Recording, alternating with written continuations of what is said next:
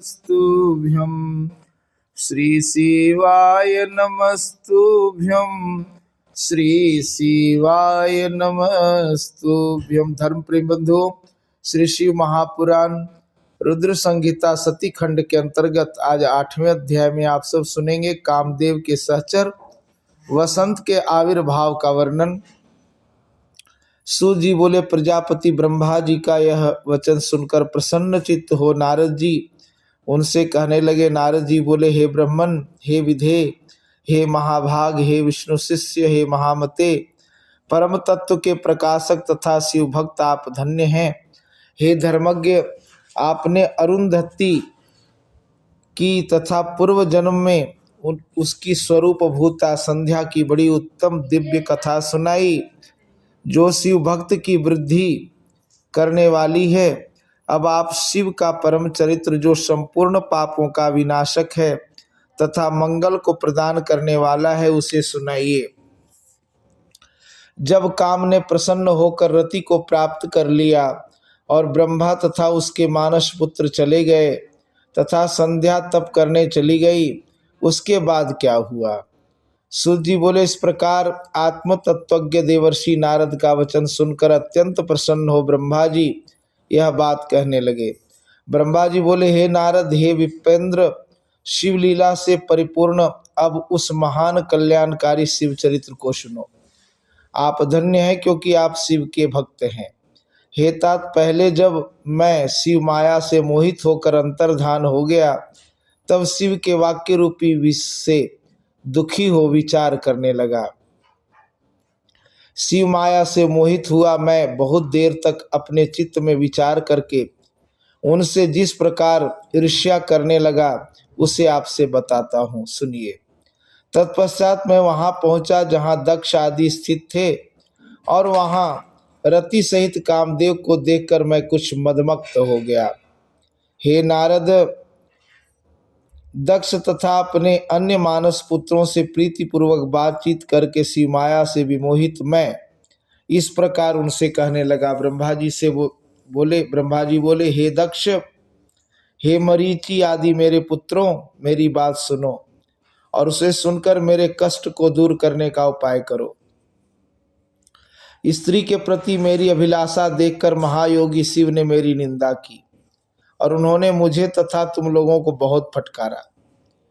उसके कारण मैं दुख से संतप्त हूँ और कहीं भी मुझे चैन नहीं मिलता। अतः जिस प्रकार वे भी स्त्री को ग्रहण करें वह यत्न करो। जब वे स्त्री को स्वीकार करेंगे तभी हमारा वह दुख दूर होगा। किंतु विचार करने पर मैं समझता हूँ कि यह कार्य बड़ा ही कठिन है। जब उन्होंने मुनियों के समक्ष ही मेरे कांता परिग्रह की अभिलाषा मात्र से मुझे धिक्कारा, तो वे स्वयं किस प्रकार स्त्री ग्रहण करेंगे? इस त्रिलोक में कौन सी ऐसी स्त्री है जो उनके मन में विराजमान होकर उन्हें योग मार्ग से हटाकर मोह में डाल सकती है? कामदेव भी इन्हें मोहित करने में समर्थ नहीं है, क्योंकि वे परम योगी हैं और स्त्रियों के नाम को भी सहन नहीं कर सकते। जो प्रसंग के द्वारा भी स्त्री का नाम कदापि नहीं सहन कर सकता, वो भला वह वाणी से स्त्री ग्रहण कर किस प्रकार सृष्टि कार्य में प्रवृत्त हो सकता है?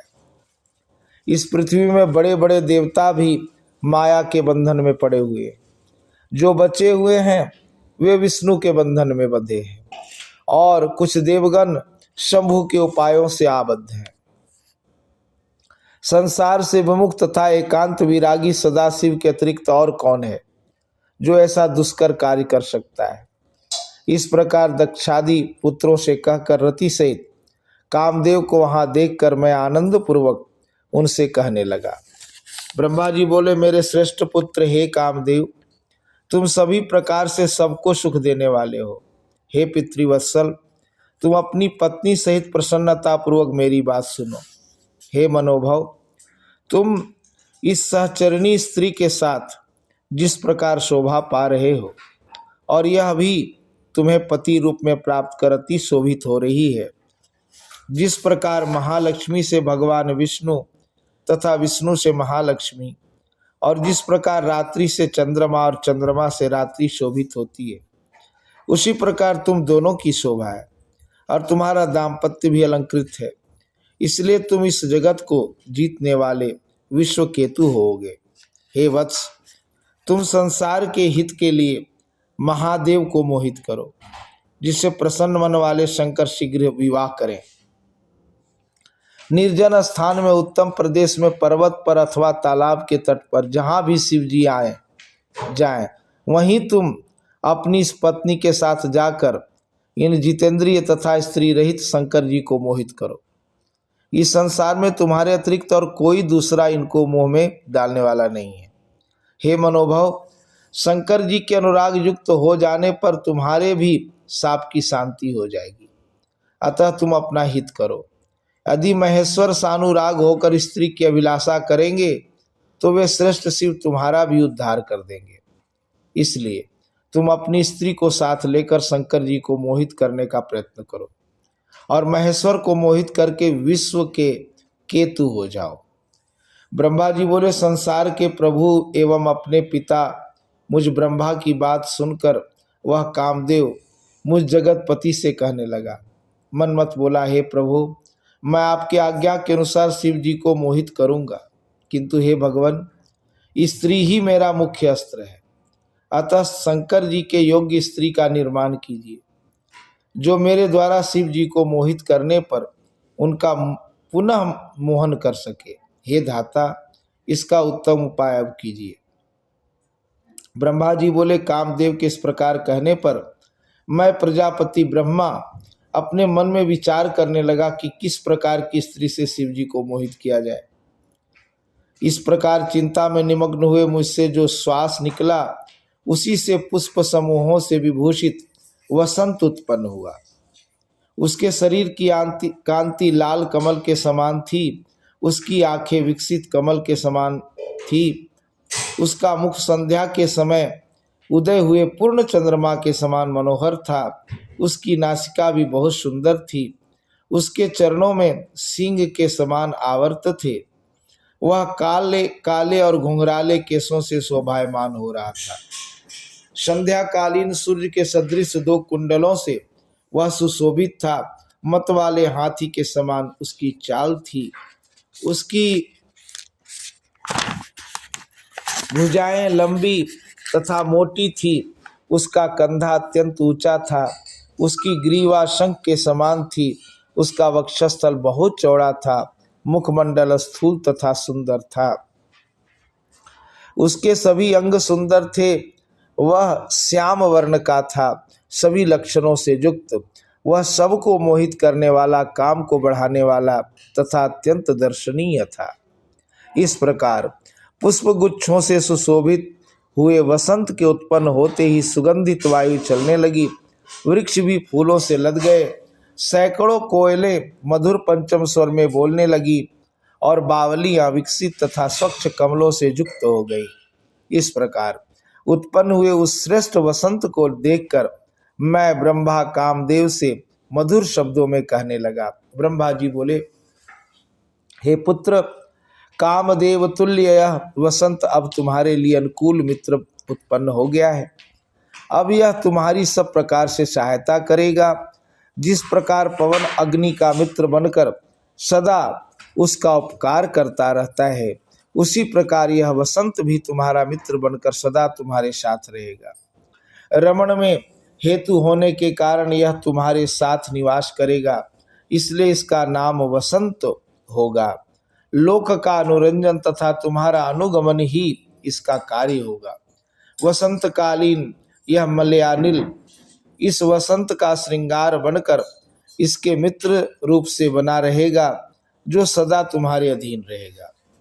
जिस प्रकार तुम्हारे मित्र रहते हैं, उसी प्रकार ये विबोक आदि हाव तथा 64 कलाएं रति के साथ सुहृद होकर रहेंगे। हे काम, तुम अपने इन वसंत आदि सहचरों तथा रति के साथ उद्यत होकर महादेव जी को मोहित करो। हे तात, अब मैं यत्न पूर्वक अच्छी तरह मन में सोच विचार कर उस कामिनी को प्राप्त करूंगा, जो भगवान शंकर को मोहित कर लेगी। ब्रह्मा जी बोले, इस प्रकार मुझ सुरश्रेष्ठ ब्रह्मा के कहने पर उस कामदेव ने पत्नी सहित मेरे चरणों में प्रणाम किया। पुनः दक्ष एवं मेरे मानस पुत्रों को प्रणाम कर कामदेव उस स्थान पर गया जहाँ आत्मस्वरूप शंकर जी गए थे।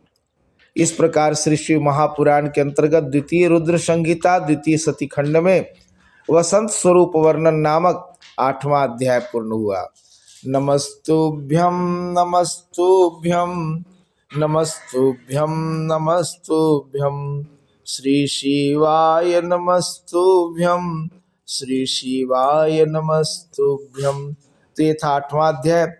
और कल 9वें अध्याय में आप सब सुनेंगे कामदेव द्वारा भगवान शिव को विचलित न कर पाना, ब्रह्मा जी द्वारा कामदेव के सहायक मारगणों की उत्पत्ति, ब्रह्मा जी का वन उन सबको शिव के पास भेजना, उनका वहां विफल होना, गणों सहित कामदेव का वापस अपने आश्रम को लौटना।